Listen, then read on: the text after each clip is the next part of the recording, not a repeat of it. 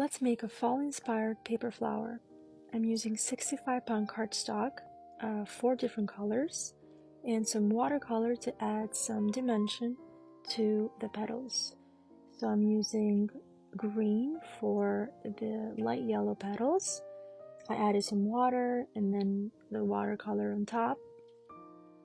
And I'm mostly focusing on the tip of the petals. So I'm using orange for all the other shades of yellow and orange.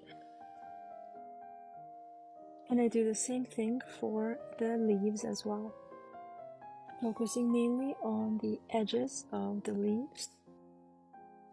I add the watercolor details and then I let everything dry.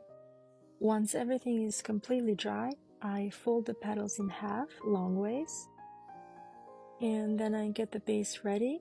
I hot glue the small half circle on top of the big one. And using small dots of hot glue, I layer the petals. I use 4 or 5 petals per each color. You can do 3 as well, it depends. And so I continue to place the petals all around the half circle. So here we have our first layer. Now we're going to continue with the second layer, placing it right on top of the first layer.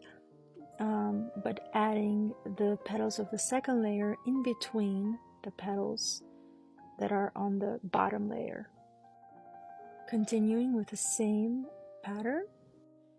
And for the third layers, the petals come in a little bit closer to the center by a couple centimeters. And same thing for the fourth layer. For the center, I use 12 strips. I fold the strip in half long ways. I do the same thing for all of them. And then I add hot glue to secure the strip so that it stays folded. I curve it a little bit and again repeat for all strips. And starting with the black strips, I basically roll it. I'm using reverse tweezers here to help me roll it. And I add glue, little dots of hot glue along the way as I'm rolling the center. And then I continue where I left off with the other strip. Since I did a two-tone center here, I did basically 3 black strips and then the rest of the brown strips.